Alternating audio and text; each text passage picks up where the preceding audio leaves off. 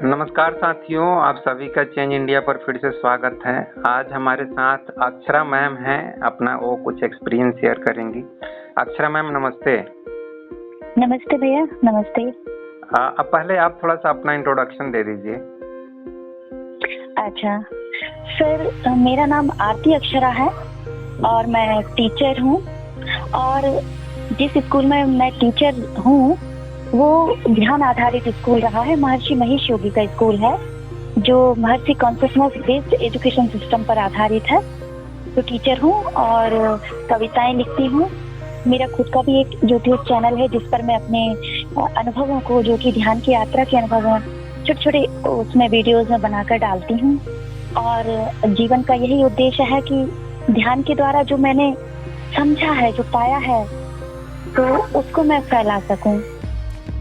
यही है। बहुत बढ़िया। आपके चैनल का नाम क्या है ये भी बता दीजिए, ताकि चेंज इंडिया पर जो आपके मतलब देखना चाहेंगे वो देख सकते हैं। हाँ, मेरे चैनल का नाम लाइफ इज ब्लिस है और उसका ये है कि जीवन आनंद है जब तक कि हम उसे संघर्ष ना बनाएं।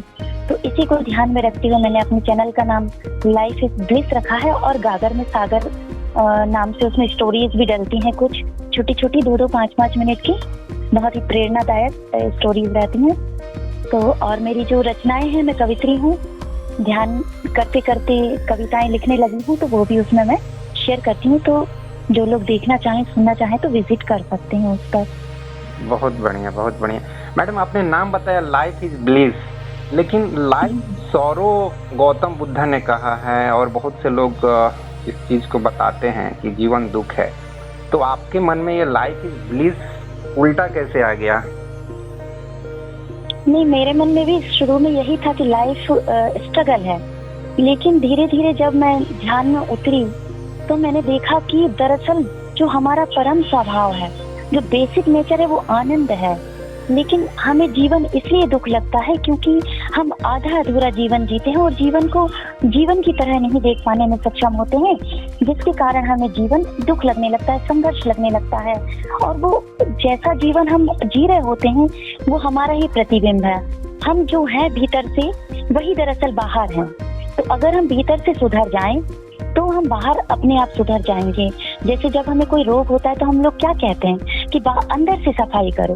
फोड़े फुंसी हो जाते हैं तो दादी नानी क्या कहती हैं, खून साफ करो, भीतर से साफ करो। तो आपका बाहर जीवन आपकी आंतरिक दशा को बताता है। अगर आपको बाहर जीवन संघर्ष लग रहा है, इसका मतलब ये है कि भीतर कहीं आप गड़बड़ हो, कहीं कुछ अपने जो केंद्र है उससे खिसक गए। इस कारण जीवन दुखी दिखाई दे रहा है या संघर्ष दिखाई दे रहा है। तो भीतर बदलने की जरूरत है। जड़ अच्छी होगी, वृक्ष अपने आप अच्छा होगा। जैसी जड़ है वैसा वृक्ष है। बाहर की वृक्ष की रूपरेखा देखकर आप बिना मतलब संशय के कह दोगे कि इस पेड़ की जड़ क्या है। तो बाहर फलना फूलना है तो water the root and enjoy the fruit. इतनी सी बात। और मैम आपके जो केंद्र है या लोगों का जो केंद्र है, केंद्र को ही मतलब आत्मा नाम दिया गया है या अवेयरनेस नाम दिया गया है, तो उस केंद्र पर लोग पहुंचे कैसे, ये प्रश्न उठता है। या उसमें कुछ परिवर्तन अगर चाहिए तो कैसे परिवर्तन करें, पहले केंद्र पर कैसे जाएं और उसमें परिवर्तन कैसे करें, इसको थोड़ा सा क्लियर कीजिए। देखिए, हम सभी केंद्र ही हैं, केंद्र के अलावा हम कुछ है नहीं है। लेकिन क्या है कि जैसे ही हम, जैसे विशुद्ध चेतना आत्मा है और उसमें जब स्पंदन होता है पहला, तो वो अहम के रूप में होता है, ईगो के रूप में। वो अहम मतलब अपना जो ट्रू सेल्फ है उसको भूल के वो दूसरे मैं को अपना समझने लगता है। जैसे मैं कहूँ कि मैं आरती अक्षरा हूँ, मैं हिंदू हूँ, मैं लंबी हूँ, मैं गोरी हूँ, तो ये दूसरी मतलब मैंने अपनी एक रचना रच ली। जैसे सूरज है, उसको बादलों ने ढक लिया और दूसरा ही कुछ दिखाई देने लगा। तो जो अपना फॉल्स सेल्फ है जो हमने रच लिया है, उसको डिसॉल्व करना होता है। तो हम अपनी सभी केंद्र पर हैं, बस हम भूल गए हैं अपने असली बात को और दूसरी चीज जो हम नहीं है उसको हमने अपना होना समझ लिया है। इसी कारण हम सारा दुख झेल रहे होते हैं, क्योंकि यही मान्यताएं हैं, यही संस्कार है कि मैं क्या हूँ उसको भूल के मैं वो मानने लगा हूँ अपने आप को जो मैं नहीं हूँ। तो जैसे जैसे दूरी बढ़ाई थी अपने स्रोत से, वैसे वैसे लौटना होता है। जैसे जैसे घर से बाहर निकले थे उसी दिशा में वापस अपने घर की ओर लौटना होता है, और हमारा घर ही हमारा स्रोत है, हमारा केंद्र है, हमारी आत्मा है। तो उसके लिए फिर गुरुजनों ने, हमारे शास्त्रों में, हमारे शिव ने कई विधियां बता रखी। तो हम उन विधियों के अभ्यास के द्वारा अपने वतन को, जो हमारा असली वतन, जो हमारा असली घर है, वहाँ लौट सकते हैं। तो मैम ये ट्रू सेल्फ और फॉल्स सेल्फ, तो लोगों को ये फॉल्स जो सेल्फ है, मतलब शो ऑफ करना, अपना इज्जत दिखाना, समाज में अपना नाम और बनाना, मतलब वही पावर, पैसा, प्रॉपर्टी, नेम एंड फेम के पीछे भागना, क्यों ये लोग ऐसा करते हैं? अपने ट्रू सेल्फ, मतलब जिसके पास शायद आप कहेंगे कि ध्यान के थ्रू हम जाते हैं, तो ध्यान की प्रक्रिया लोग नहीं करते हैं, ट्रू सेल्फ के पास नहीं जाते हैं, और जो दिखावे की ज़िंदगी है, शो ऑफ की ज़िंदगी है, उस ज़िंदगी में जीते हैं, उसी ज़िंदगी में जीना अच्छा लगता है। ऐसा क्यों? कॉन्ट्रडिक्शन क्यों है लाइफ में? कॉन्ट्रडिक्शन इसलिए है कि हमारी परवरिश में खराबी है। एक बच्चा पैदा होता है एकदम कोरी स्लेट की तरह होता है। अब हम उस पर इबारत लिखना शुरू करते हैं कि बेटा तू ये है। जब तक उसको मैं का पता नहीं होता है तब तक वो बिल्कुल भोले भाव में अपने असली रूप में होता है। फिर हम उसको सिखाना शुरू करते हैं कि तुझे फर्स्ट आना है, तुझे क्लास में ये करना है, तुझे ऐसा करना है। या घर में वो देख रहा है कि मेरे माता पिता या चाचा ताऊ में जायदाद को लेकर लड़ाई हो रही है, तो मतलब हम उसको ऐसे थोप देते हैं इतनी सारी चीजें। या हमारा सबसे पहली शिक्षा यही होती है कि तुझे बड़ा आदमी बनना है, तुझे कुछ करके दिखाना है, पड़ोसी के बेटे से ज्यादा अच्छा बनना है। तो इस तरह से उसका जो रियल मैं है वो कहीं खो जाता है, और इन संस्कारों के आवरण बढ़ते चले जाते हैं, और बच्चा ये समझने लगता है कि रुपया, पैसा, शोहरत और पद, प्रतिष्ठा ये ही जीवन है। तो इस तरह जीवन को जीवन की तरह नहीं देख पाने की परवरिश हमने दी है। तो सुधार वहाँ करने की जरूरत है कि जब बच्चा कोरा कागज था तो उस पर हम क्या लिखें, क्या शिक्षा दें उससे कि वो एक उस तरह से अपने जीवन को जिए कि वो खिल सके। जैसे एक फूल को कोई नहीं सिखाता कि तुझे कैसे खिलना है, क्योंकि वो स्वाभाविक रूप से उसका खिलना स्वभाव है। ऐसे ही बच्चे का अपना एक स्वभाव है, बस हम उसके स्वभाव को खिलने दें, उसमें पूर्ण खिलावट आने दें, तो वो उसी तरह फैलेगा जैसे एक विराट वृक्ष बन जाता है बीज से और उसमें फल लगते हैं। तो हमें उसको वहां से नर्चर करना है। लेकिन मैडम ये तो समय की मांग है, समय की ज़रूरत है कि लोग बच्चे को ज़रूर ये बोलें कि भाई तुमको अच्छे से पढ़ाई करना है, आगे चलकर तुमको डॉक्टर, इंजीनियर या जो कुछ भी बनना है, अपने पैरों पे खड़ा होना है। तो ये सिर्फ शौक के लिए तो हम बोलते नहीं है, ये तो ज़रूरत भी है ना। हम ऐसे ही बच्चे को सिर्फ फ्री छोड़ देंगे तो वो हो सकता है कि बस टीवी देखता रहे और मोबाइल पे लगा रहे, वीडियो गेम खेलता रहे। तो सिर्फ फ्री नहीं छोड़ सकते हैं। हाँ, फ्री नहीं छोड़ना है, बच्चे को ऐसे नर्चर करना है कि वो अपनी जड़ों से जुड़ा रहे और बाहर खूब प्रगति करे। जैसे एक लहर है, उसको जब ये पता है कि वो समुद्र ही है तो बाहर वो फिर वो खूब नर्तन करे, नाचे, कूदे, कुछ भी करे। तो बच्चा बाहर की दुनिया में खूब पुरुषार्थ करे, खूब पैसा कमाए, खूब अपनी प्रोग्रेस करे, लेकिन अपनी जड़ से जुड़ा रहे। अगर वो जड़ से जुड़ा रहेगा तो बाहर की दुनिया में वो हर वो चीज कर पाएगा जो हम उससे अपेक्षा करते हैं। उसको खूब देखिए, कर्म का सिद्धांत ही हमारे भारत देश की विशेषता है। तो कर्म करना तो सिखाना है, लेकिन कर्म कहाँ से संचालित हो वो जरूर सिखाना है। तो इसके और क्लियर कीजिए, सो दैट कि पेरेंट्स थोड़ा ठीक से इस चीज को समझे कि बच्चे के साथ कैसा बिहेव करना है, उसको क्या समझाना है। ठीक है, मतलब डाउन टू अर्थ थोड़ा सा समझाइए। मतलब माँ बाप क्या करते हैं, बच्चे को स्कूल में भेजते हैं, फिर वो आएगा स्कूल से तो उसका होमवर्क चेक कर लेंगे या उसका खाने पीने का ये सब ध्यान देते हैं। तो पेरेंट्स तो यही बोलते हैं कि यार हम तो अपने बच्चे को अच्छे से ही परवरिश करते हैं, हम थोड़ी जो उसको कुछ गलत चीज़ सिखाते हैं, फिर भी बच्चा ऐसा हो जाता है। तो उसके बारे में क्या बोलेंगे? मतलब आप मैरिड हैं, आपके बच्चे हैं? हाँ, मैं मैरिड हूँ, बच्चे हैं मेरे। अच्छा, हाँ, तो इसको थोड़ा सा प्रैक्टिकल ग्राउंड पे ले जाके इसको थोड़ा सा क्लियर कीजिए, जो कि सुनने वाले अच्छे से समझ जाएं कि क्या करना क्या है। देखिए, बच्चे को जो भी सिखाना है तो वो हमें सिखाना नहीं है, वो हमें खुद करना है। जैसे हम अपने घर में पेरेंट्स हैं, तो जैसे उनके घर में दादा दादी हैं, तो वो उनके साथ कैसा बिहेव कर रहे हैं, आने जाने वालों के साथ कैसा बिहेव कर रहे हैं। तो आप बच्चों को सिखाने पर जोर मत दो, जो आप उसको देखना चाहते हैं वो आप खुद हो जाओ। आपका बच्चा आपका प्रतिनिधि है, आप जो है, जैसे मैं टीचर हूँ, मैं बच्चे को देख के समझ जाती हूँ कि उसके पेरेंट्स कैसे होंगे, क्योंकि एक बच्चा अपने पेरेंट्स का प्रतिनिधित्व कर रहा है, तो हमें बच्चों को जो बनाना है वो खुद करना होगा। आपने एक कहानी सुनी होगी कि एक पेरेंट्स से अपने बहू थी या जो भी, कि अपने पेरेंट्स को वो टॉर्चर करते थे, एक कमरे में रख दिया था, फिर वो कुल्हड़ में चाय वगैरह पानी क्या मुझे याद नहीं देते थे। फिर जब वो बूढ़े हो जाते हैं तो उसके बच्चे भी उसके साथ वैसा करते हैं। तो अगर हम चाहते हैं कि हमारा बच्चा कैसा बने तो उसके लिए हमें वैसा बनना पड़ेगा, और उस पर हमें फालतू की मान्यताएं नहीं थोपना है। हमें उसको ज्यादा मतलब ऐसा नहीं कर देना है कि होमवर्क करना है, ये करना है। बच्चा है वो नेचुरली पढ़ेगा।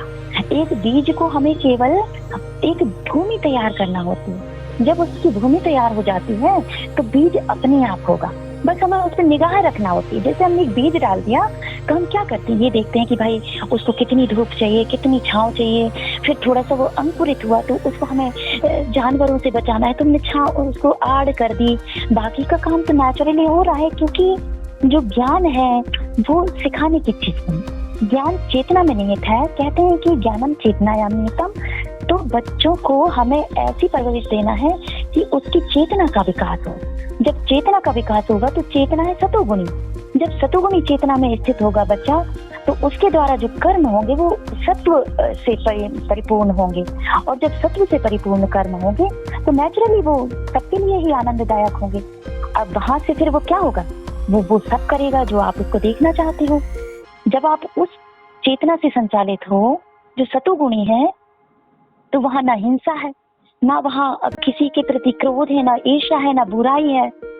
तो बच्चे पे अपनी चीजों को हावी नहीं होने दे, मतलब थोपना नहीं है कि तुम्हें ये करना है। तुम्हें केवल उनको एक गाइडेंस देना है, लाइट दिखाना है, और उस लाइट को हमें चेतना के प्रकाश में प्रकाशित करना है। जब चेतना के प्रकाश से प्रकाशित होगा बच्चा, तो सारी मतलब दुनिया में कर्म करता हुआ भी कर्म कर मतलब अकर्म करता रहेगा, और उसका प्रकाश नेचुरली फैलेगा, फिर वो अकर्मण्य नहीं रहेगा जी। तो पेरेंटिंग जी भैया। अच्छा मैम, आपने बहुत सुंदर बताया, लेकिन एक और सवाल पैदा होता है कि जब आत्मा की बात होती है तो पूर्व जन्म का भी बात होने लगता है, पूर्व जन्म के संस्कार का, पूर्व जन्म के कर्मों का बात होता है। तो लोग यह भी मान के चलते हैं कि अगर बच्चा है तो अपने कर्म से पैदा हुआ है, उसको जो भी करना है वो करे। मतलब अगर पढ़ने में ज़्यादा ठीक नहीं भी है तो उसको मान लेते हैं कि ठीक है ऐसा ही है, या ज़्यादा कुछ काम करने में इंटरेस्ट नहीं ले रहा है। जैसा कि आप देखेंगे आपके भी अगल बगल में बच्चे, आप तो टीचर हैं स्कूल में, देखते होंगे सब बच्चे तो एक जैसे होते नहीं हैं। कोई बच्चा 99% नंबर ला रहा है तो कोई 40% पे ही रुका हुआ है। तो ये जो डिफरेंसेज है, एक ही क्लास में अलग अलग कैटेगरी के बच्चे हैं, कोई बहुत ज़्यादा तेज है, कोई तेज नहीं है, या किसी में आर्ट अच्छा है, अच्छा ड्राइंग करता है, कोई अच्छा सिंगिंग करता है, बचपन से ही आप देखेंगे इस तरीके के डिफरेंस। तो मतलब पेरेंट्स कैसे केयर करेंगे, क्योंकि पेरेंट्स को समझ में इतना अच्छा से आता नहीं है कि भाई मेरा बच्चा आगे चल के क्या बनेगा, उनको क्लियर। क्योंकि और दूसरी बात ये भी है कि ज़्यादातर पेरेंट्स का यही ध्यान होता है कि भाई तू डॉक्टर बन, इंजीनियर बन, IAS बन, ये सब अकाउंटेंट बन। तो बाकी ड्राइंग और पेंटिंग और एक्टिंग और डांस ये सब चीज़ पे लोगों को इंटरेस्ट उतना नहीं होता। अब धीरे धीरे थोड़े से जो जागरूक लोग हैं, 1-2% के लोग इंटरेस्ट ले रहे हैं। तो ये पूर्व जन्म के संस्कार, पूर्व जन्म के कर्म, आत्मा, ये सब क्या रोल प्ले करते हैं पास्ट लाइफ प्रेजेंट लाइफ को मैं थोड़ा सा कनेक्ट करने की कोशिश कर रहा हूँ, तो इस पर थोड़ा सा अपना विचार रखिए। देखिए, जो बच्चा होता है उसमें अपने माँ बाप के एक गुण आते हैं जेनेटिकल। इसी कारण हर बच्चे की प्रवृत्ति अलग होती है। अब मैं जैसे क्लास में पढ़ा रही हूँ तो एक ही बच्चा बोर्ड पर मैं बोलती हूँ, वो समझाती हूँ, समझ लेता। कुछ बच्चे ऐसे हैं जो बोर्ड पर करना पड़ता है ड्रॉ करके डायग्राम, वैसे समझते हैं। उसके बाद भी कुछ बच्चे ऐसे रह जाते हैं जो मुझे उनके पास जाके और बैठ के मुझे देखना पड़ता है कि कहाँ इसको दिक्कत आ रही है। तो जेनेटिकल रहता है कि अपने माता पिता से वो कैसा है, कैसे गुण लेकर आया है ना। और कर्म तो ऐसे है कि आप जो इस जन्म में कर रहे हैं, जो बीज डालोगे वो बीज आपको वही फल आएगा। अब समझने की बात इसको मैं अपने ही उदाहरण से दूंगी, क्योंकि ये मेरा मैंने कहा है तो किया है तो वो ज्यादा इफेक्टिव होगा। जैसे मेरा बच्चा है बेटा, तो वो पढ़ने में बिल्कुल अच्छा नहीं था, ठीक है। अब वो रोज का नियम ये था, होमवर्क क्लास पर किए, तो बच्चा डिप्रेशन में जा रहा था। तो मैं रोज देख रही हूँ कि बच्चा डिप्रेशन में जा रहा है, ना उसको पढ़ाई समझ में आ रही है, ना कुछ आ रहा है। पर मैं ये भी देख रही हूँ कि साथ साथ वो सिंथेसाइजर बहुत अच्छा बजा रहा है और वो बहुत मतलब सारी धुनों को बहुत बढ़िया तरीके से कैच कर रहा है। अब यहाँ देखिए एक टीचर, एक माँ और एक टीचर ने क्या सोचा कि ये बच्चा संगीत इतना अच्छा कर रहा है लेकिन पढ़ाई में ये रोज रोता है और हीन भावना से ग्रसित होता जा रहा है। तो एक मदर के तौर पे मैंने उससे क्या कहा कि बेटा तुम्हें पढ़ाई छोड़ देनी है, तुम्हें पढ़ना नहीं है। तो बोला फिर मैं क्या करूंगा? मैंने कहा तुम्हें केवल बजाना है, म्यूजिक सीखना है। अब जैसे ही ये खबर लोगों को लगी तो बोले कैसे टीचर है, टीचर हो के बच्चे को पढ़ा नहीं रहे। अब मेरा ये मानना है कि पढ़ाई केवल ये नहीं है कि आपने क्लास वर्क होमवर्क थोप दिया बच्चे के ऊपर और बच्चे ने जो क्वेश्चन आंसर दिए वो रट के सुना दिए तो बच्चा पढ़ाई में अच्छा। नहीं, मैंने बच्चे को सर्च किया कि कहाँ पर एक अच्छा इंस्टीट्यूट है। बच्चा 8th 9th क्लास में था, मैंने देखा कि KM कॉलेज है वहाँ AR रहमान का, मैंने उसको वहाँ भेजा। 9th क्लास का छोटा सा बच्चा, वहाँ वो बजा रहा है, गा रहा है। 10वीं क्लास तक आते आते मैंने उसको डिस्टेंस एजुकेशन से डिग्री दिलाई और वहाँ रहते रहते वो छोटा सा बच्चा 4 देशों में परफॉर्म करके आया। तो उसका ऐसा ऑलराउंड डेवलपमेंट हुआ। उसके बाद वो जब लौट के आया उसने कहा मम्मी मुझे पढ़ना है। अब उसमें पढ़ने के प्रति जागृति आई। मैंने कहा अब तुम पढ़ो। उसके बाद वो बच्चा ऐसा पढ़ाई किया, ऐसा पढ़ता है आज भी कि मतलब अब लगता है कि हाँ ये होती है पढ़ाई। पढ़ाई का मतलब ये नहीं कि चीजें रटवा दी और बच्चे ने एग्जाम में लिख दिया, पास हो गया तो हम बहुत खुश हो गए। नंबरिंग पढ़ाई नहीं है कि आपका बच्चा कितना रैंक ला रहा है। पढ़ाई है कि क्या बच्चे का ऑलराउंड डेवलपमेंट आप उस आधार पर दे सके जो बच्चे की प्रवृत्ति थी। तो माँ बाप को एक बारीक नजर रखनी चाहिए कि जैसे बच्चा कार वगैरह सुधार रहा है तो उसे डांटो मत, तोड़ रहा है, उस पर ऑब्जर्वेशन करो कि अच्छा इसमें कुछ ऐसे गुण है जो इंजीनियरिंग वाले हैं। कोई बच्चा दीवार पे पेंसिल से कुछ बना रहा है, उसको मत डांटो, देखो कि वो क्या कर रहा है। तो बारीक नजर रखनी होती है। तो कर्म तो ऐसा है कि एक बीज है, उसको आप सालों साल तक अलमारी के लॉकर में रख दो, कुछ नहीं होगा। उसी बीज को अगर आप सही भूमि दे दोगे तो वो विराट वृक्ष के रूप में बदल जाएगा। बस देखना ये होगा कि वो गुलाब का फूल है तो उसको गुलाब बनने दो, उसको कमल बनाने की कोशिश मत करो। अगर कमल है तो उसको गुलाब मत बनाओ। हर बच्चा यहाँ पर मास्टरपीस है, लेकिन उसकी यूनिकनेस को हमें वैसे प्रकट होने देना है।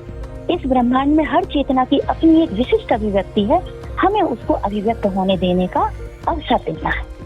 जी जी, बहुत सुंदर, बहुत सुंदर। आपसे बात करके बहुत अच्छा। तो आपका बच्चा कितना बड़ा है? अभी तो वो लॉ कर रहा है और मतलब उसकी ये स्थिति है कि वो लॉ का स्टूडेंट है और अपने से आगे वाले लोगों को उनके टीचर ले जाते हैं कि बेटा तुम्हें इनको पढ़ाना है।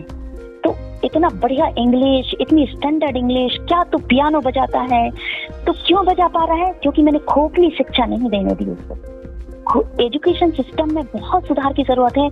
अगर पेरेंट्स ये समझ जाए कि रटना और उल्टी कर देना केवल यही शिक्षा नहीं है, तो कमल कमल की तरह खिलेगा, गुलाब गुलाब बनेगा, गेंदा गेंदा बनेगा। और हर किसी का अपना सौंदर्य है, तो अपने सौंदर्य में उसको खिलने दो। इतनी सी बात है। बहुत सुंदर, बहुत सुंदर। मैम एक चीज आपने मिस कर दिया, ये आत्मा का पूर्व जन्म का संस्कार, पूर्व जन्म के कर्म होते हैं या आत्मा जैसी चीज होती है? क्योंकि यहाँ पे थोड़ा सा भ्रम है। जैसे कि गौतम बुद्ध बोलते हैं नहीं नहीं आत्मा जैसी कोई चीज नहीं है, कृष्ण बोलते हैं नहीं आत्मा का ही पुनर्जन्म होता है। आचार्य प्रशांत फिर उसको वृत्ति से कनेक्ट करते हैं कि वृत्तियों का जन्म होता है, व्यक्तित्व का जन्म नहीं होता है। इस चीज को थोड़ा सा क्लियर कीजिए। गौतम बुद्ध, आचार्य प्रशांत और कृष्ण, ये तीनों के बीच में मतभेद क्यों है? देखिए, कृष्ण ने जो कहा उसको लोगों ने समझा नहीं है ढंग से। लोग कहते हैं कि आत्मा का जन्म होता है। कृष्ण की आप गीता उठाकर देखें तो उसमें कहीं भी नहीं लिखा कि आत्मा का जन्म होता। उन्होंने ये कहा है कि जीवात्मा का पुनर्जन्म होता है। तो जीवात्मा मतलब जैसे आप आचार्य प्रशांत जी बहुत अच्छा उदाहरण देते कि आज से 100 साल पहले भी खरगोश था। मान लीजिए उस खरगोश का नाम रामू था, तो आज भी खरगोश है लेकिन वो रामू नहीं है। अब वो खरगोश है, वही खरगोश है लेकिन वो रामू नहीं है। तो मतलब जैसे एक लहर है, एक लहर बनी और मिट गई, लेकिन अब जो दूसरी लहर बनेगी वो लहर ही होगी, पर सेम वो लहर नहीं होगी। जैसे मैं आरती अक्षरा, तो मैं एक बार बन के मिट गई तो फिर सेम आरती अक्षरा नहीं होगी। तो इस संदर्भ में उन्होंने आत्मा का नहीं कहा है। आत्मा को जब ध्यान के अनुभवों से होकर हम लोग गुजरते हैं, मुझे भी नहीं पता था, तो हम देखते हैं कि हमारा जो मूल स्वरूप है वो कभी नहीं बदल रहा है। हाँ, लेकिन उस पे बदलाहट हो रही है। जैसे आप ऐसे समझो इसको कि एक स्टेज है, एक स्टेज पर कोई नर्तक नृत्य कर रहा है, तो नृत्य हो रहा है, नर्तक बदलते जा रहे हैं, लेकिन स्टेज स्थिर है, उसमें कोई बदलाव नहीं होती।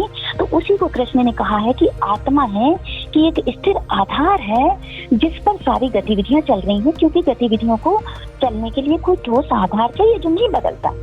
एक बस तभी चल सकती है जबकि रोड स्थिर हो, हवा में नहीं चलेगी। तो उस संदर्भ में हमने या हमारे ऋषि मुनियों ने या जो साधना में साधकों ने अनुभव कहा किया तो उसको आत्मा कह दिया। अब आत्मा को लेकर भ्रम फैलने लगे तो उसमें मॉडिफिकेशन होता है। प्रकृति का नियम है कि वो मॉडिफाई होती है, मतलब बदलती, अपडेट होती है। तो गुरु भी अपडेट होते हैं। तो फिर कौन आया, जैसे आपने बुद्ध की बात कही, तो उन्होंने देखा कि आत्मा को लोग बहुत गलत तरीके से ले रहे हैं, तो उन्होंने आत्मा शब्द को हटा ही दिया। तो उन्होंने ये कहा कि आत्मा मन बुद्धि शरीर का जोड़ है। तो जोड़ कैसे, ऐसे समझ लीजिए कि एक टेबल है, तो टेबल के 4 पांव है, ऊपर का तला है, अब उसको अलग कर दो। या ऐसे समझो कि रथ है, तो रथ के 4 पहिए हैं, उसका जो भी कुछ है उसको अलग कर दो, तो रथ कहाँ रह गए? रथ है ही नहीं, एक शून्य है। तो उन्होंने उस तरह कहा कि कुछ नहीं है, सारा जोड़ है और उस जोड़ को हटा दो तो कहीं कुछ नहीं है, वो शून्य है। तो आत्मा को उन्होंने इस तरह से अनात्मा कह दिया। अनात्मा मतलब जो हमें दिख रहा है, जो वैसा है नहीं है, पर उसको हमने मान रखा, मतलब जो झूठ है उसको हमने सच मान रखा। जैसे रथ कहीं नहीं, एक शून्य है। तो लेकिन हम अगर गहराई से देखें तो उसी शून्य में सब स्पंदित है। अब हम इसको एक छोटे से उदाहरण से समझें कि जैसे एक कटोरा है, उसमें पानी रखा, स्थिर है वो, उसमें कुछ नहीं हो रहा है, तो देखने वाले को क्या लगेगा कि इसमें तो कुछ नहीं है। लेकिन जैसे ही हम उसमें उंगली डालकर चलाते हैं तो डिफरेंट फ्रीक्वेंसीज के वेव्स निकलने लगती हैं। तो ये जो वेव्स हैं यही प्रकृति का विस्तार है। और जब वो वहाँ स्थिरता थी, उसी स्थिरता में से ये वेव्स निकली हैं। तो इसको इसी तरह कह लेते हैं कि हमारी कोई विशुद्ध चेतना है, कोई ऊर्जा है, उस ऊर्जा में से ये पूरा ब्रह्मांड इस तरह से संचालित है। इसमें पेड़ भी हैं, वृक्ष भी हैं, ये प्रकृति है, मतलब हम भी हैं। तो एक स्थिर कहीं से ये सब निकल रहा है, तो उसको फिर लोगों ने आत्मा कह दिया। अब आत्मा देखो तो वो भी किसी ने कहा है, तो वो भी एक तरह से कल्पना ही हो गई, क्योंकि आत्मा जहाँ है वहाँ 2 है ही नहीं, ये कहते हैं। और वास्तव में ये सत्य है, मैंने अपने ध्यान के अनुभव में जाना कि जहाँ 2 रह ही नहीं जाते वो आत्मा है। तो जैसे ही कहने वाला प्रकट हुआ कि आत्मा, तो वहाँ 2 हो गए, और जैसे ही 2 हो गए तो वहाँ प्रकृति हो गई, और प्रकृति फिर मतलब उसका विस्तार है। तो इस तरह से मॉडिफाई होती हैं चीजें जब उनके अर्थ बदलने लगते हैं। तो विशुद्ध चेतना एक है, चाहे उसको ऊर्जा कह लो, आत्मा कह लो, अनात्मा कह लो, कुछ भी कह लो। जी, मैं इसको थोड़ा सा इस तरीके से रखता हूँ, जैसे कि हमारे शरीर में मैं देखता हूँ कि 4 चीजें हैं। एक तो बाहर से हमारा शरीर है, उसके अंदर में माइंड है या मन है, उसके साथ में इमोशन है, एक और लेयर, मतलब इमोशन या एक्सपीरियंस का लेयर बोल सकते हैं। और उसके नीचे शांति या पीसफुल जैसी चीज होती है, जिस अवस्था में हम लोग ध्यान की अवस्था या समाधि की अवस्था में जिस चीज को अनुभव करते हैं। आई थिंक आप भी इसी तरीके से अनुभव करती होंगी। हाँ। तो बिल्कुल सही है जी। जब कोई मरता है तो मैं उसको देख रहा हूँ कि उसका जो बाहरी शरीर है, बाहरी आवरण है, फर्स्ट लेयर वो हट जाता है। सेकेंड लेयर जो उसका माइंड है, वो माइंड को भी मैं मान के चल रहा हूँ कि लगभग वो भी हट जाता है, विचार की कोई ज़रूरत नहीं है दोबारा कोई अगर पैदा हो रहा है तो। लेकिन थर्ड जो लेयर है उसका इमोशन और एक्सपीरियंस, क्योंकि एक्सपीरियंस में उसका टैलेंट, क्रिएटिविटी, इंटेलिजेंस सब कुछ शामिल हो जाता है। तो उसके नीचे में जो लेयर है या जो सोर्स है, जो इसेंस है, जो कोर है, उस कोर को मैं आत्मा नाम दे देता हूँ, जस्ट समझने के लिए। शायद आप इस चीज से एग्री हो रहे हैं क्या, मैं जो बोल रहा हूँ? Exactly. Very good, thank you. तो जब कोई व्यक्ति मर रहा है तो उसके साथ में उसके शरीर से बाहर क्या चीज बाहर आ रही है, उस चीज को थोड़ा क्लियर कीजिए। हाँ देखिए, बहुत अच्छी बात कही आपने कि हमारे शरीर में 5 कोश होते हैं। तो पहला जो स्थूल दिख रहा है अन्नमय कोश, फिर आपका प्राणमय कोश, प्राण ऊर्जा, प्राण शक्ति से बच चल रहा है, फिर मनोमय कोश होता है, फिर आनंदमय कोश, विज्ञानमय कोश होता है, फिर आनंदमय कोश होता है, तो उसी को आत्मा कह देते हैं। तो उपनिषदों में इसी को नीति नीति करके आत्मा तक पहुंचने की बात कही है कि आप जिस चीज को देख सकते हैं, जिस भी चीज की दृष्टा है वो आप नहीं हो। जैसे आप अपने शरीर को देख रहे हो, शरीर आप नहीं हो। जैसे मैं कह दूं कि ये कुर्सी है, मेरी है, पर मैं कुर्सी नहीं हूँ, ठीक उसी तरह ये शरीर मेरा है, इसका मतलब मैं शरीर नहीं हूँ। तो इसी को हम बारीकी से लेते जाते हैं कि फिर तो मैं अपने विचारों की भी दृष्टा हूँ, मैं अपने मन की भी दृष्टा हूँ, मैं अपने भावनाओं की भी दृष्टा हूँ। तो जिन जिन चीजों को मैं देख पा रही हूँ वो मैं नहीं हूँ, तो अंततः क्या बचा? जैसे एक फूल है, उसको मैं तब तक देख पाऊंगी जब तक उससे कुछ दूरी है, और जैसे ही उस फूल को मैं आंख तक ले आई तो दर्शन, दृष्टा और दृश्य तीनों एक हो गए। वहां अब मतलब कोई बचा नहीं देखने वाला, जहाँ आत्मा आत्मा को ही देख रही है, तो वो अवस्था है। फिर आपने दूसरा क्वेश्चन, वही अपना मतलब शोर से, उसी को हम कहते हैं ना कि कहते हैं जिन डूबा तिन पाया गहरे पानी पैठ। तो अगर उसको समझना तो गहराई में जाना होगा। इस प्रकृति ने क्या है, जो बहुमूल्य चीजें हैं वो अपने गहरे छुपा के रखें। भुट्टा को देखिए आप कैसे ढका रहता है, या जो भी चीज है हम अपने आप को ही देखें तो स्किन है, फिर नीचे मांस, मज्जा, अस्थि, फिर डीपेस्ट लेवल में कहीं कुछ है, वो हमारा होना है, वो अपना मैंपन है। फिर आपने एक क्वेश्चन और किया था, मैं भूल ही गई, क्या बोला था आपने? नहीं, मैं ये पूछा था कि जो जब हम कोई व्यक्ति मरता है तो उस समय उसके शरीर से बाहर क्या निकलती है, या कुछ निकलती भी है कि कुछ भी नहीं निकलती है? देखिए निकलता विकलता कुछ नहीं, जैसे बिजली, घर से बिजली आ रही, ठीक है, अब बल्ब फ्यूज हो गया तो बिजली तो आ ही रही है। अब बल्ब फ्यूज हो गया, अब तो मतलब शरीर अब इस लायक नहीं बचा कि उसमें प्राण ऊर्जा की धारा अब नहीं बह पा रही है। तो आत्मा सर्वव्यापी है, इन सेंस की आत्मा ना कहीं आती है ना जाती है, वो सर्वव्यापी है। लेकिन अब वो शरीर उस प्राण ऊर्जा की धारा से कट गया, तो अपना मतलब कोई कहीं नहीं आ रहा है, स्थूल शरीर स्थूल रह गया, मतलब डिसमेंटल हो गया। जो जुड़ी हुई चीज थी, घनीभूत थी, वो अब तरलीकृत हो गई, मतलब वो फैल गई, बट गई। तो इसको मैं इसी तरह देखती हूँ कि ना कुछ आ रहा है ना ही कुछ जा रहा है, बस अब वो शरीर मन की स्थिति ऐसी हो गई कि वहाँ अब प्राण शक्ति, प्राण ऊर्जा बह नहीं पा रही, क्योंकि अब वो शरीर उस लायक नहीं बचा।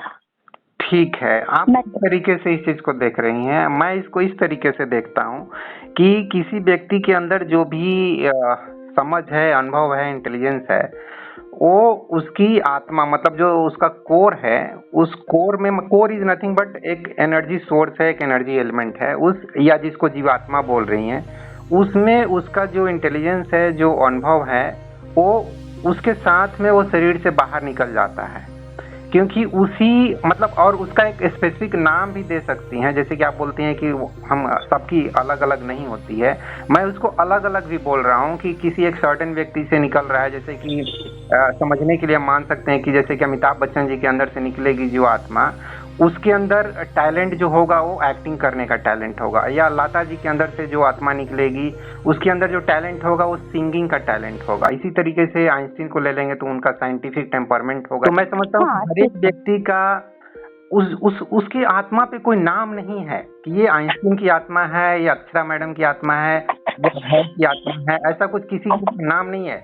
सब कुछ एनर्जी लेवल पे कोई किसी का कुछ भी नाम नहीं है, लेकिन हर एक व्यक्ति का एक सर्टेन इस तरीके से अलग हो रहा है और उसका फिर से पुनर्जन्म होता है एज पर नेचर। नेचर उसको डिसाइड करता है कि किसकी जरूरत है पैदा करने की, किसकी जरूरत नहीं है पैदा करने की। तो इस तरीके से मैं देख रहा हूँ। और चूंकि आप खुद एक बच्चे की ऐसी परवरिश किए, तो उसके अंदर भी मैं बोलूँगा कि जो आत्मा है वो मतलब क्या उसको आपने मतलब म्यूजिशियन की आत्मा है, और इसलिए वो बचपन से ही म्यूजिक बजाने में इतना एक्सपर्ट हुआ। तो मैं तो इस तरीके से देख रहा हूँ, आप शायद इसको कॉन्ट्राडिक्ट करेंगे। जी नहीं, मैं इसे सहमत हूँ, बस इससे कॉन्ट्राडिक्ट करेंगे कि आत्मा नहीं निकलती है। जो हमारे जैसे जीवन हमने जिया है तो वो संस्कार बन जाते हैं, तो सूक्ष्म रूप से वो संस्कार यात्रा करते हैं, मतलब एक मन यात्रा करता है, उस मन में जो मेमोरी है वो यात्रा करती है।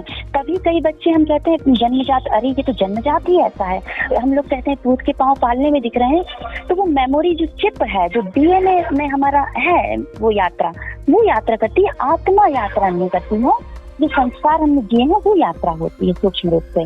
जैसे जी आप कहना चाह रही हैं कि आत्मा यात्रा नहीं कर रही, क्योंकि आत्मा है क्या, तो क्वेश्चन वही हो जाता है। क्योंकि मैं ऐसे देख रहा हूँ, आत्मा इज लाइक जैसा एक सेल में न्यूक्लियस होता है ना सेंटर में, और बाहर में उसका एक बॉडी होता है जिसमें माइटोकॉन्ड्रिया और राइबोसोम और सारे ये होते हैं।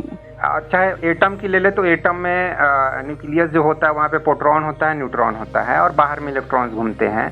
तो मैं इसको से देख रहा हूँ कि जो इलेक्ट्रॉन्स हैं उसका इलेक्ट्रॉन्स के अंदर मान लेते हैं कि इंटेलिजेंस है, टैलेंट है, तो उस टैलेंट को उसका न्यूक्लियस एब्जॉर्ब कर लिया मरते समय। उसका जो प्रोटॉन है और न्यूट्रॉन है, इलेक्ट्रॉन्स के जो इंटेलिजेंस है, मैं जस्ट इमेजिन करने के लिए बोल रहा हूँ, उसको ऑब्जर्व कर लेता है न्यूक्लियस और वो शरीर से बाहर निकल जाता है। उस न्यूक्लियस को ही मैं जीवात्मा का नाम दे रहा हूँ।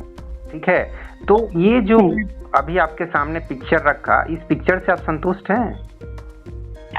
हाँ, मैं इसको इस तरीके से समझ पा रही हूँ कि जो आत्मा है ना, वो उसके द्वारा सब कुछ हो रहा है। मतलब आत्मा के प्रकाश से सब कुछ प्रकाशित है। तो जो केंद्र है उसी से सब संचालित है, उसी को आत्मा कह देते हैं। मतलब ऐसे समझ सकते हैं जैसे सूरज है, सूरज जब धरती को प्रकाशित कर रहा है तो दूसरी मतलब एक धरती है जो प्रकाशित हो रही है, दृश्य है वो। लेकिन जब सूरज स्वयं में प्रकाशित है तो वो आत्मा कह लो, और उसी के प्रकाश से जब प्रकाशित चीजें हो रही हैं तो प्रकृति को प्रकाशित करने वाला वो सूर्य ही है। तो उसी के प्रकाश, वो आत्मा वो है जिसके द्वारा सब जाना जा रहा है। हाँ, जिसके अभाव में हम नहीं जान पाएंगे कुछ भी। हाँ, बहुत सुंदर। तो मैं जो एग्जाम्पल दिया एटम का, उस एटम में आत्मा से कंपेयर किसको आप करेंगे? जो आपका केंद्र है, केंद्र से संचालित है। न्यूक्लियस आत्मा बोलेंगे? हाँ, इस तरह ले सकते हैं कि मतलब अगर वहाँ न्यूक्लियस नहीं है तो वहाँ जो इलेक्ट्रॉन प्रोटॉन है उनकी जो ऑर्बिट में उनका जो सर्कुलेशन है वो इफेक्ट करेगा। अगर उसका केंद्र बदल जाएगा तो वहाँ की गति भी बदल जाएगी।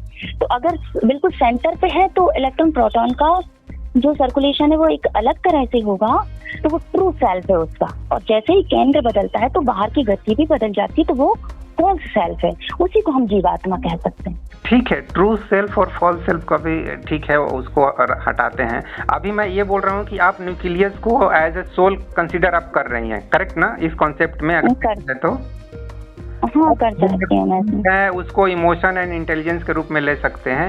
और जब कोई व्यक्ति मरता है तो उसका जो न्यूक्लियस है, मतलब जीवात्मा है, वो उसके इंटेलिजेंस को, इमोशन को, या इमोशन नहीं बोलेंगे, उसके इंटेलिजेंस और टैलेंट को, अंडरस्टैंडिंग को, जो कुछ भी उसके अंदर अच्छाई है, कुछ बुराई भी मान सकते हैं। क्योंकि आप कुछ बच्चे को बचपन से ही देखेंगे कि वो बहुत नॉटी होते हैं। आप बड़े होकर भी मतलब नॉटी वाले ही काम करते रहते हैं। उनके पेरेंट्स चाहे कितना भी उसको समझाएं, कितना भी मारपीट भी करें, वो सुधरते नहीं है। हाँ। और बेचारे पेरेंट्स भी परेशान होकर हाथ खड़े कर देते हैं। क्योंकि मेरे भी जान पहचान में दोस्त हैं जो काफी परेशान रहते हैं और मेरे को बोलते हैं आप थोड़ा मेरे बच्चे को समझाओ, आप इतना अच्छा ज्ञान देते हैं। तो मैं देखो आप मतलब सचमुच बच्चा इतना नॉटी है कि जैसे कि एक बच्चा को मैं बताऊं, वो क्या करता है, जाता है गार्डन में तो वहाँ जितने भी लोगों के जूते चप्पल है वो उठा के नाली में फेंक देता है। अब बच्चे को आपको समझाना पड़े तो क्या समझाएंगे? क्योंकि मैं तो हाथ खड़े कर देता हूँ, मैं बोलता हूँ यार मैं क्या समझाऊँ, अभी 5-6 साल का बच्चा है, बस जितना हो सकता है इसको केयर करो। और क्या मैं बोलूँ? अरे ठीक है, उसको एंजॉय करो। देखो वो बच्चे नहीं करेंगे तो क्या, फिर तो हम खो ही जाते हैं ना कहीं। ये बचपन है, उनको फेंकते हुए देखो। ये मुझे तो बहुत, मेरी क्लास में जो बच्चे सीधे होते हैं ना, मुझे ज्यादा अच्छे नहीं लगते। मतलब अच्छे उस सेंस में नहीं कि बुरे लगते हैं, लेकिन जो शैतान बच्चे होते हैं मुझे बड़ा मजा आता है, क्योंकि उनके अंदर एनर्जी है। अब बस माँ बाप को थोड़ा सा ये करना होता है कि उस एनर्जी को हम ट्रांसफॉर्म कर सकते हैं। उसको एक ट्रैक दे दो, ट्रैक दे के उस एनर्जी को चैनलाइज कर सकते हैं। तो कोशिश तो करते हैं मैडम। मान लीजिए कि वहाँ 50 बच्चे खेल रहे हैं, चाहे तो बूढ़े बुजुर्ग भी बैठे हुए हैं, और उनका चप्पल जूता जो भी है उसको उठा के नाली में फेंक दे रहा है। वो अकेला बच्चा कर रहा है। तो अब मतलब बाकी बच्चे तो उसको डांटेंगे, उसके पेरेंट्स से भी कंप्लेन करेंगे कि देखिए ये ऐसा कर रहा है। तो ये डेली तो उसको तो लास्ट में पेरेंट्स क्या करते हैं, ठीक है तो इसको गार्डन में ही नहीं लेके जाते हैं। मतलब सब समझ में नहीं आता है। तो मैं इसको इसी तरीके से देखता हूँ कि वो नॉटी मतलब अपने पास्ट लाइफ में ही होगा, और इसलिए उसको फॉरवर्ड कर लिया अपने इमोशन को, और वही चीजों से ही कर रहा है। इस चीज को आप सहमत है मेरे से? देखो, इसको मैं ऐसे कहूंगी, जैसे आप एक मोबाइल खरीद के लाए, ठीक है जी। तो उस मोबाइल में कुछ चीज इनबिल्ट रहेंगी और कुछ आप डाउनलोड करते हैं, ठीक है। तो जो उसका एक बेसिक नेचर है वो इनबिल्ट है। जैसे कई बच्चे बैठ ही नहीं सकते हैं शांत, वो इनबिल्ट है। और कुछ चीजें हम डाउनलोड करते हैं, डाउनलोड मतलब हम बाहर से ला रहे हैं, तो वो संस्कार और मैनर्स ये वो, तो ठीक है, हर बच्चा अलग होता है, वो अपनी मेमोरी कैरी कर रहा है, अपनी साइकिल चल रही है उसकी जीवन की, लेके चल रहा है, तो होता है। अब जैसे मैं बचपन से, मेरे घर का माहौल जैसा था, मैं उससे बिल्कुल अलग हूँ। जैसे मेरे यहाँ कर्म कांड मम्मी बहुत करती थी, और मैं बचपन से मैं घड़ी देख के कहती थी, मैं देखना मैं 5 मिनट ध्यान, वो आंख बंद करती हूँ, कैसा लगता है, मतलब मुझे ध्यान नहीं पाता, पर बचपन से कहीं कुछ अंदर इनबिल्ट था कि 5 मिनट आंख बंद करना है घड़ी का कांटा देख के, तो धीरे धीरे वही ध्यान बन गया। तो इनबिल्ट चीजों पे आप क्या ही कर सकते हैं, जीने दो उसको उसका बचपन। तो कहने का मतलब आपने बहुत अच्छी बात बोली, मोबाइल का एग्जाम्पल दिए कि जो इनबिल्ट है उस इनबिल्ट को ही मैं आत्मा नाम दे रहा हूँ। बहुत सिंपल, ताकि लोग अच्छे से समझ लें। लोग कंफ्यूज रहते हैं आत्मा जैसी क्या, आत्मा आत्मा लोग करते रहते हैं, या परमात्मा। परमात्मा तो और भी थोड़ा सा कॉम्प्लिकेटेड चीज हो जाता है।